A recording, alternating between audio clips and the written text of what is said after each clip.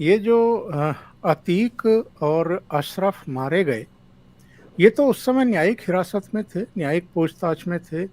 Remand पर उनको लिया गया था इस उमेश पाल हत्याकांड में इंट्रोगेशन के लिए। जी। जो भी न्यायिक हिरासत में रहता है या पुलिस की कस्टडी में रहता है, आम तौर पर जो मीडिया रहा है इस देश का या कहीं का भी रहा है, वो ये एहतियात बरतता है, ये कुछ एथिक्स हैं कि उसका बयान प्रसारित ना किया जाए, वो क्या कह रहा है वो पब्लिक तक ना पहुंचाया जाए। ये हमारा बदला हुआ मीडिया है क्या, कि जेल में लॉरेंस का इंटरव्यू हो जाता है, कोई भी कितना भी बड़ा खूंखार अपराधी हो, माफिया हो, बदमाश हो, जिस पर हत्या के आरोप हों, उसके भी मुंह में आप माइक ठूंस देते हैं और पूछने लगते हैं कि असद मारा गया है, इस पे आपकी क्या राय है। ये मीडिया कहीं ना कहीं चीजों को गलत रूप दे रहा है। और दूसरी बात इसी से जुड़ी हुई ये है कि वो तीन हत्यारे भी मीडिया कर्मी बन करके आए थे। तो इन चीजों के लिए क्या मीडिया को जिम्मेदार नहीं ठहराया जाना चाहिए कि ये किस क्यों अपनी सीमाएं क्रॉस कर देते हैं। मीडिया को खुद अपनी सीमाएं तो कुछ समझनी होंगी, कुछ बांधनी पड़ेंगी। देखिए, जब से ये चलन बना है कि आप रोड चेज करेंगे, सड़कों पर पीछा करेंगे, मुझे ध्यान में आता है एक बार संजय दत्त की रिहाई हुई तो इसी तरह से रोड चेज हुआ था। विकास दुबे के मामले में इसी तरह से रोड चेज हुआ था। अतीक अहमद को जब पहले साबरमती से यहाँ प्रयागराज लाया गया तो हुआ था, दूसरी बार लाया गया तो भी हुआ था, और उसके बाद यहाँ जब प्रयागराज में जहाँ जहाँ उसे ले जा रहे थे, कहीं पर हथियारों की तलाशी के लिए, कहीं किसी चीज़ के लिए, कभी मेडिकल के लिए, सब जगह मीडिया के लोग पीछे पीछे घूम रहे हैं। तो इसका मतलब क्या है कि अतीक अहमद की लोकेशन जो है वो लगातार सार्वजनिक हो रही है, प्रसारित हो रही है। मतलब अगर किसी भी गिरोह को, अगर अतीक अहमद को टारगेट करना है तो उसके लिए इन्फॉर्मर का सबसे बड़ा काम मीडिया कर दे रहा है। नहीं तो किसी, ये जो तीन लोग हत्यारे मीडियाकर्मी के भेष में आए, उनको कैसे पता चलता कि अतीक अहमद को पुलिस कब मेडिकल के लिए थाने से निकाल करके अस्पताल लाने वाली है। इसमें इन्फॉर्मर का काम तो मीडिया ने कर दिया ना। आपने जाने अनजाने में किया, आपने सोचा कि हम तो अपना काम कर रहे हैं, लेकिन आपके काम से फ़ायदा किसको हो गया? उन हत्यारों को हो गया, उन्हें पता चल गया। जब आप लगातार किसी अपराधी के पीछे लगे रहेंगे तो उसकी सारी मूवमेंट की जानकारी भी तो हो रही है ना, जो कि एक सेंसिटिव जानकारी होनी चाहिए, जो कि आमतौर पर लोगों के बीच सार्वजनिक नहीं होनी चाहिए कि उसे कब कहाँ कैसे ले जाया जा रहा है। लेकिन वो जानकारी सार्वजनिक हो रही है सिर्फ इसलिए कि मीडिया लगातार उसका पीछा कर रहा है। और जब आप लगातार पीछा कर रहे हैं तो जितना चैनलों पर दिखाया जा रहा है उससे कहीं ज़्यादा लगातार आप पुलिस वालों से पूछताछ कर रहे हैं। मीडिया का अपना एक सर्कल होता है, उस सर्कल में लोग आपस में गपशप कर रहे होते हैं। अच्छा, अतीक को आप कहाँ ले जाएंगे, क्या करेंगे, इसके बाद अगला स्टेप क्या है। तो उस सर्कल के बीच में आमतौर पे हम लोग कहते हैं कि अगर कोई बात दो लोगों के बीच होती है तो वो गुप्त रहती है, अगर कोई बात तीन लोगों के बीच हो जाती है तो फिर वो गुप्त नहीं रहती है। तो यहाँ तो मीडिया में अगर आप सिर्फ प्रयागराज के मीडिया सर्कल को ही ले लीजिए तो पचासों लोग होंगे उसमें।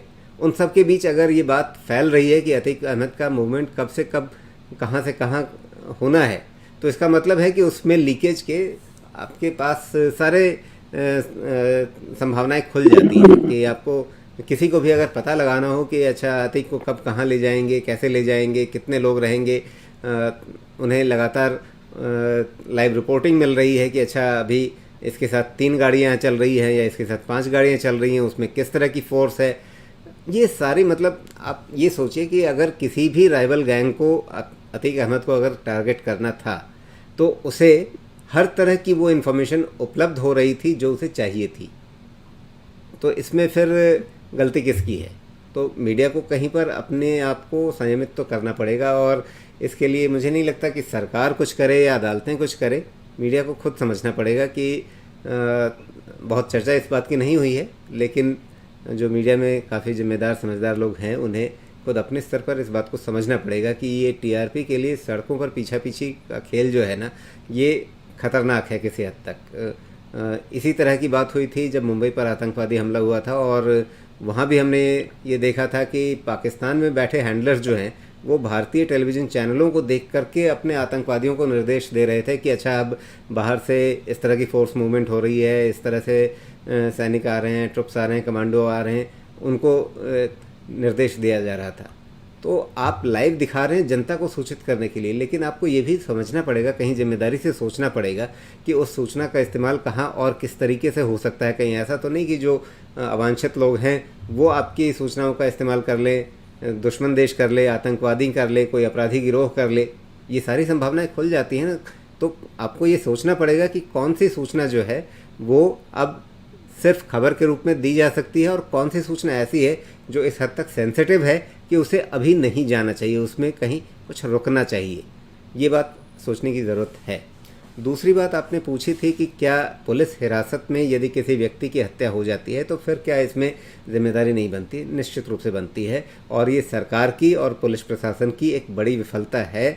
चाहे वो किसी और गिरोह ने मार दिया हो, या जो पुलिस कहानी बता रही है कि 3 लोग बड़े डॉन बनने के महत्वाकांक्षा के चक्कर में उन्होंने खुद ही कर लिया। हालांकि वो कहानी पूरी तरह विश्वसनीय नहीं लगती है, क्योंकि उनके पास इस तरह की पिस्तौल आना, एकदम आधुनिक आयातित पिस्तौल आना जो भारत में प्रतिबंधित है, प्रतिबंधित होने का बहुत ज़्यादा मतलब अपराध की दुनिया में नहीं होता है, लेकिन फिर भी उन पिस्तौलों की कीमत ही इतनी ज़्यादा है, 5-7 लाख रुपए बताई जा रही है। तो 3 पिस्तौलें उस तरह की लोगों ने जुटाई, कैसे जुटा ली, जबकि उनकी अभी वो ऐसी स्थिति जितनी खबरें मीडिया में आई हैं उनके हिसाब से नहीं लगता है। तो निश्चित रूप से वो प्लांटेड लोग थे, वो बिल्कुल ज़मीनी स्तर के मोहरे थे, उनके पीछे हैंडलर होंगे, हैंडलर के पीछे कोई मास्टरमाइंड होगा, ये सब चीज़ें होंगी। साजिश की परतें जो हैं वो खोलना अब एटीएस गठित हो चुकी है, उसका काम है। लेकिन विफलता तो है, पुलिस प्रशासन की एक बड़ी विफलता है, इसमें कोई संदेह नहीं है। मनीष जी, कंक्लूडिंग रिमार्क्स आपकी तरफ से। इस बार तो कमाल किया था, पहली बार कमाल किया था मीडिया चैनलों ने। लघु शंका के लिए गए तो वो भी बाकायदा लाइव प्रसारित कर रहे थे 1-2 चैनल। तो बिल्कुल, और इसीलिए कई बार क्या होता है ना कि मनोरंजन का पात्र हमारी मीडिया हो गई है। और सचमुच ये है कि बहुत आत्ममंथन मीडिया को ही करने की जरूरत है, लेकिन करेगा कौन? कौन है जो कहते हैं ना कि बिल्ली के गर्दन में घंटी बांधे इस टीआरपी के रेस में? और ये आज से नहीं हो रहा है। चाहे वो बरखा दत्त का वो कारगिल वाला रिपोर्ट जो है, चर्चा हम लोग करते हैं, हमने अपनी किताब में भी इसका जिक्र किया है कि किस तरह से बरखा के उस मूर्खता के कारण पाकिस्तान को कितना फायदा हुआ 1999 में। और वही महिला कह रही है कि कश्मीर में जब पंडित मारे गए थे तो कि वो उस समय उसकी रिपोर्ट है, जिस रिपोर्ट के आधार पर कहा गया है कि चूंकि ये लोग बहुत प्रभावशाली हैं। तो दरअसल हमारे पेशे में ऐसे ऐसे लोग बड़े हो गए जिनका पत्रकारिता से इससे कोई मायने मतलब नहीं था। एक विचारधारा की एंट्री हुई जिसने कहा कि राष्ट्र हमारे लिए महत्वपूर्ण नहीं है। कई मंचों से इन वामपंथी विचारधारा के मैंने राजदीप सरदेव फसाई को सुना कि वो व्यक्ति कहता है कि पत्रकार के लिए राष्ट्र महत्वपूर्ण नहीं है, पत्रकार राष्ट्र की सीमा से बड़ा है, मतलब पता नहीं क्या हो गया। तो ये जो मानसिकता है वो कुतर्क उस स्तर पे आ जाता है जब आप देश के खिलाफ षड्यंत्र में पकड़े जाने कंडीशन में है। चाहे वो मुंबई पर आतंकी हमला हो, इसमें मीडिया सबसे बड़ा मददगार है। वो व्यक्ति जो सांप चुछुंदर का खेल करता था मीडिया में, आज वो नैतिकता की बड़ी बड़ी बातें करता है क्लियर होने पर। लेकिन उन व्यक्तियों ने, उन लोगों के हाथों में जो कारोबार था, उनने इसकी लाइव रिपोर्टिंग करके पाकिस्तान को, उस आतंकवादी संगठन को सबसे बड़ी मदद की। निश्चित रूप से अतीक अहमद के मामले में जिन 3 लोगों ने अतीक की हत्या की है, उसके लिए सबसे बड़ा जिम्मेदार इस देश की टेलीविजन मीडिया है। लेकिन ये मीडिया, मुझे कई बार मुझे सचमुच बहुत क्रोध आता है कि ये मीडिया, ये माफिया मीडिया है, ये लश्करे मीडिया है। ये कमाल की बात है कि दूसरे जब क्राइम करते हैं सर तो फंसते हैं, लेकिन इनका एजेंडा देखिए, वही सबसे तेज जो है, जो जिसके लघुशंका की आप बात करें उसमें सबसे फंसता है वो वही चैनल। अगले दिन एक व्यक्ति बैठता है, मैं व्यक्तिगत रूप से जानता हूं उस आदमी को कि वो शराब छक्कर के पीता है, रमजान के महीने में वो शराब पिए हुए था और लाइव था वो शराब पी करके उल जुलूल हरकतें, इसको साफ तौर पे से कह रहा था कि फेक इनकाउंटर साबित कर रहा था। लेकिन यही लोग थे जो लगातार इसको सीधा प्रसारण करके जस्टिफाई कर रहे थे कि, और यही लोग जब वो मारा जाता है तो पुलिस को कहती है कि आपने मरवा दिया। अब देखिए, चूंकि हम और आप रिपोर्टर हम लोग रहे हुए हैं, रिपोर्टर का को ठेस ये पहुंचता है कि हम सीबीआई मुख्यालय में यदि जाते हैं और हमारा यदि चेकिंग होने लगा वहां, तो हमारा ईगो हर्ट हो जाता है। हम तो पीआईबी जर्नलिस्ट हैं, हमें कैसे चेक कर सकते हो, हमारे पास आई कार्ड, हम तो पत्रकार हैं। वो एकदम से एक सिपाही को मतलब टॉर्चर करना शुरू कर देता है और वो बेचारा घबरा जाता है, क्योंकि उस पत्रकार का तो सीधे आईजी से संबंध है, लोकल स्तर पे उसको एसपी से संबंध है उसका, वो डायरेक्ट उसकी बात होती है तो सिपाही डर जाता है। तो कहने का मतलब है कि वो कौन आया, वो आया, वो मीडिया के भेष में आया। आपने इतनी आजादी ले ली हुई है, इतनी आजादी आपने ले ली हुई है कि आपकी आजादी इस देश के लिए खतरा हो गया है अब। और ये बात सच है कि ये फेल्योर तो हम बड़ी आसानी से पुलिस को कह देते हैं, वो भी 18 घंटे काम करते हैं सर, हमारे और आपकी तरह हैं वो। निश्चित रूप से फेल्योर ये है कहीं ना कहीं पुलिस की, कि उसे जिस तरह से आप वज्र वाहन में ले जा रहे थे, उसे अस्पताल के अंदर ले जाना चाहिए था। लेकिन आपको लगता है नहीं, हमें तो सवाल करने का हक है, क्योंकि कोर्ट, हमने लंबे समय कोर्ट की रिपोर्टिंग की है, लोअर कोर्ट के समय रिपोर्टर लड़ जाते हैं कि कैसे नहीं पूछने दोगे तुम हमें, जब वो हाँ ले जान। और बड़ा प्रोसेस है, बहुत बड़ी बड़ी लोग बातें कर रहे हैं। ये सर यही तरीका है अस्पताल में जांच के लिए ले जाने का, यही तरीका है, दूसरा कोई तरीका नहीं। कैंपस के अंदर हुआ है सब कुछ, और वहां मीडिया होती है, ऐसा नहीं कि इस मामले में हुआ है, वहां होती है। और ऐसे ये उसी मामले में होती है जिसकी लाइव प्रसारण होता है, आमतौर पर पता ही नहीं चलता कि कब कहां किसकी पेशी हो गई। तो मुझे लगता है कि सबसे बड़ी कमाल, सब बहुत दुखद है ये सचमुच मेरा हृदय कांपता है कि जो सबसे बड़ा अपराध करता है ये मीडिया करता है, और वही जब मारा गया तो आप किसी को दोषी बनने के लिए, क्योंकि आपके पास मंच है, आप ज्ञान देना शुरू कर देते हैं कि योगी ने क्या किया, सरकार ये जंगल राज है। अरे जंगल राज, तुम सब कुछ, सब कर्म तुम्हारा किया हुआ है। 24 घंटे क्या जरूरी है कि आप मतलब आप 24 घंटा प्रसारण करेंगे अहमदाबाद के जेल से प्रयागराज के देर तक? ये क्या नाटक चल रहा है इस देश में भाई, ये क्या नाटक चल रहा है। मगर दुखद ये है कि ज्ञान देने के लिए वही एक महिला बैठ जाएगी, कोई शराब पी करके बैठ जाएगा और उसके बाद वो ज्ञान देगा इस देश को, और उसके बाद वो सरकार को, सिस्टम को ज्ञान देगा। पूरे सिस्टम को चौपट करके ये लोग सिस्टम को ज्ञान देने लगते हैं, क्योंकि आपके पास माइक है, आपके पास वो मंच है जिससे आप एक घृणित खेल खेलते हैं। मुझे सर लगता है कि अतीक अहमद का, यदि मैं तो सर इस मामले में मेरा व्यक्तिगत मानना है कि मैं कृष्ण में मानता हूं, यदि राम को मानता हूं, तो भगवान ने बाली के वध के समय बाली के सवाल का जवाब दिया था कि तुम, इसीलिए उसने पूछा था कि हमें क्यों आपने मारा, हम भी तो आपको श्रद्धा और प्रेम करते हैं। उन्होंने कहा तुम अन्याय के साथ थे, तुम पाप के साथ थे। भगवान कृष्ण ने भी महाभारत में यही कहा है कि जितने भी लोग मारे गए हैं ये तमाम लोग अन्याय के साथ थे, दुर्योधन के साथ थे। तो अतीक के मरना एक आदमी स्वरूप में कह लीजिए, यदि आप राम और कृष्ण में विश्वास करते हैं तो जस्टिफाई है उस आदमी का, उस जैसे भी हो उस आदमी का वध होना चाहिए। और उस आदमी के लिए यदि कोई विक्टिम कार्ड खेलता है तो समझना पड़ेगा कि उसने हजारों लोगों के साथ जिस ढंग से किया है, उसमें अतीक की इस ढंग की मौत बहुत छोटी है, और अतीक की मौत ऐसे ही होनी चाहिए थी। लेकिन ये बात आता है नैतिकता का फिर भी, कि फिर वो पुलिस सुरक्षा में था, उसके साथ ऐसा नहीं होना चाहिए था। उसके लिए दोषी मुझे लगता है उत्तर प्रदेश की पुलिस से ज्यादा इस देश की मीडिया है, और उसे स्वीकार करना पड़ेगा। इस समय उत्तर प्रदेश के डीजीपी हैं आर.के. विश्वकर्मा। ये 90 के दशक की बात है, वो मेरठ में एसपी सिटी हुआ करते थे और मैं दैनिक जागरण के लिए क्राइम रिपोर्टर था। ब्रह्मपुरी थाना क्षेत्र में 4 बदमाशों को पुलिस ने उठाया उनके घरों से, और जो उनके फोटो वगैरह खींचता था वो अपना मित्र भी था जो पुलिस के लिए फोटोग्राफी करता था। भोलेपन में उस फोटोग्राफर ने उन 4 के हमें फोटो उपलब्ध करा दिए।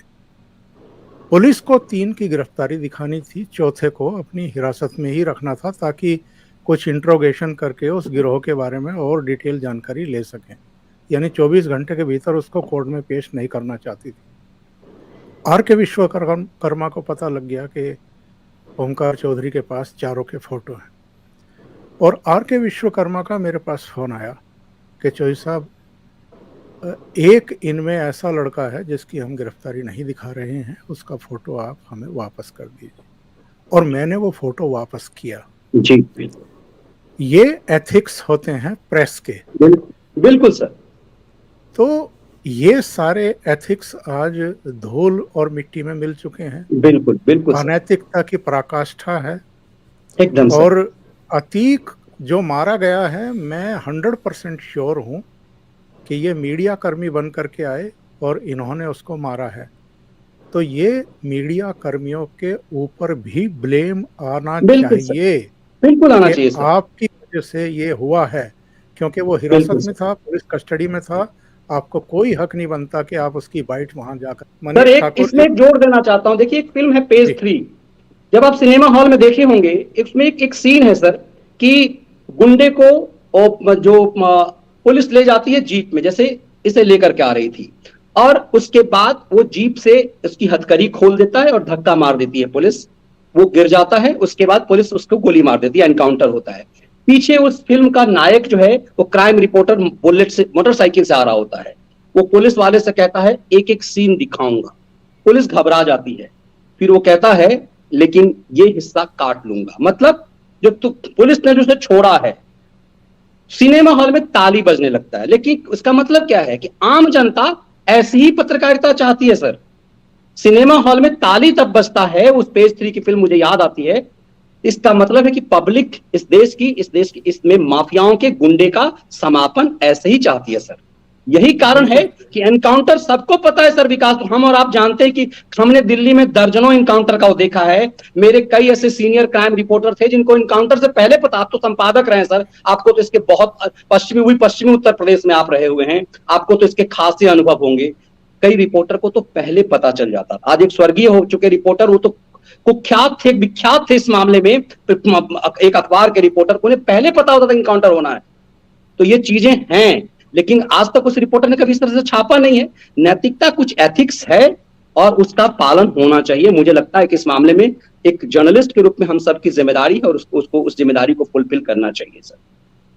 बहुत बहुत धन्यवाद राजीव रंजन झा जी और मनीष ठाकुर जी, इतना आभार समय सर। निकालने के लिए। Thank you so much. नमस्कार।